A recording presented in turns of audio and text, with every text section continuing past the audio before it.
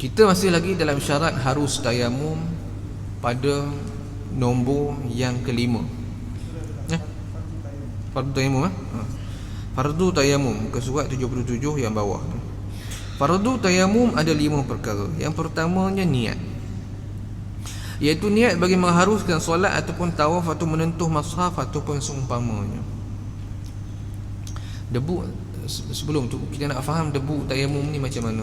Debu tayamum ni yang pertama, dia bukan debu pasir. Pasir-pasir hak kita ambil ni tak boleh lah. Dia kena debu yang bersifat. Kalau dalam mazhab Syafi'i dia panggil sebagai debu yang ghabir. Debu mana yang dia tak bercampur dengan pasir, dengan benda-benda kotoran sebagainya. Apa contohnya? Debu kat tingkap boleh, debu kat dinding boleh. Tapi zaman sekarang ni mudah, dah ada dah debu tayamum. Dah ada debu tayamum, tak payahlah kita susah. Cuma kalau kita tak ada, nak beli debu tayamum pun mahal sebagainya, pakai debu yang ada di tingkap, di dinding pun sudah memadai. Itu sudah memadai. Debu yang dipanggil sebagai debu ghabir. Lafaz niat tayamum bagi solat, nawaitu tayammama li istibahati fardhi solah. Saja aku bertayamum bagi mengharuskan fardu solat, ataupun nawaitu tayammama li istibahati solah, sama aja mana-mana. Saja aku bertayamum bagi mengharuskan solat. Dengan lafaz niat yang pertama, iaitu nawaitu tayammama li istibahati fardhi solah, dapat dikerjakan solat yang fardu serta solat-solat sunat. Adapun dengan lafaz yang kedua, nawaitu tayammama li istibahati solah, dengan lafaz niat yang kedua itu, yang B itu, hanya dapat dikerjakan solat sunat sahaja. Apa yang membezakan? Lafaz fardu itu. Khutbah Jumaat seperti hukum fardu, sedangkan solat jenazah adalah dikira termasuk dalam perkara sunat. Itu bagi menyentuh mushaf ataupun tawaf, dikiaskan niatnya seperti di atas. Memindahkan tanah kepada anggota badan, antara fardu tayamum adalah memindahkan tanah kepada anggota badan. Para ulama khilaf sama ada sekali tepuk ataupun 2 kali tepuk. Mazhab kita kata 2 kali tepuk, maknanya tepuk untuk muka, tepuk untuk tangan. Sebagai mazhab lain kata sekali tepuk dah cukup dah. Tepuk itu tak perlu kata tepuk itu penuh tangan macam tepung muka, tak. Tepuk itu ketuk-ketuk-ketuk, dia yang sisa-sisa itu je, itu yang kita tekapkan di muka, tak payah nak gonyok gitu. Tidak, tayamum tidak seperti itu. Tayamum ni syaratnya. Dikira memadai jika ditahankan tangan pada debu-debu yang dibawa oleh angin dan disapu pada muka. Katakanlah tiba-tiba ada angin bawa debu banyak, boleh dah.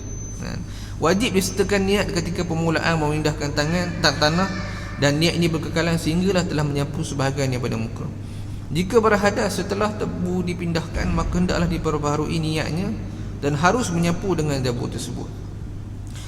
Yang ketiganya, menyapu muka bagi tepukan yang pertama. Ikut mazhab kita 2 kali tepuk pada tempat debu itulah. Menyapu kedua tangan setelah siku bagi tepukan yang kedua.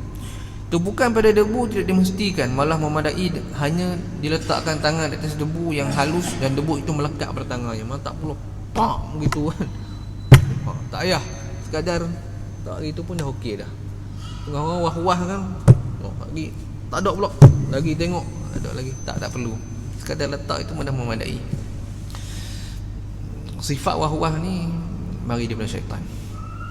Sebab itu kata Ibn Jauzi dalam Talbis Iblis, antara bentuk bisikan iblis kepada orang Islam ni adalah didatangkan bisikannya melalui lafaz usolli. Kata Ibn Jauzi, maksudnya apa? Dia nak solat, solli, usolli. Allah, niat tu tak lari mana, tak payah nak cekau dia, tak payah. Dia tak ada kaki nak lari. Sebahagian kita segelintir kecil lah yang was-was ni bahaya, sebab dia jadi satu penyakit. Saya ingat di Kuala Lumpur pernah kita dapat satu aduan, satu masjid ni ada seorang jemaah, dia masjid dia lebih kurang besar ni lah, macam masjid nilai ni. Dia nak solat, dia kena lafaz takbir dia tu, dia bukan lafaz takbir, dia menjerit, dengar sampai ke parking. Allahu Akbar. Dia bukan gila tak, tapi was-was. Hukumnya macam mana? Sudah kata. Orang macam ni, orang yang datang was-was, kata Ibn Hajar Al-Haytami dalam fatwa dia, Ubat bagi was-was ni yang pertama, jangan hirau. Buat tak kisah. Sebab kadang-kadang kita duk Allah. Apa tujuan syaitan datangkan was-was? Supaya orang tadi tak dapat pahala jemaah. Nanti imam sujud barulah niat tu mari. Niat ni benda dalam hati. Kita duk solli Allah. Lama-lama habis gitu je solat. Wah ambil wuduk. Apa tujuan syaitan mendatangkan was-was ketika ambil wuduk? Tujuannya nak menyebabkan kita membazir. Bila kita membazir, itu saudara dia lah. Nah, jadi kita kena faham was-was ni benda yang sangat bahaya. Kata Ibn Hajar, yang pertama jangan hirau. Yang keduanya lawan. Yang ketiganya adalah belajar ibadah yang sahih. Jadi orang yang belajar ibadah yang sahih, dia tak akan datang pada sifat was-was. Dia lawan. Yang kelima adalah tertib, iaitu wajib didahulukan menyapu muka daripada tangan, sama ada tayamum kerana hadas kecil atau hadas besar, atau mandi sunat dan lain-lainnya. Wallahu ta'ala.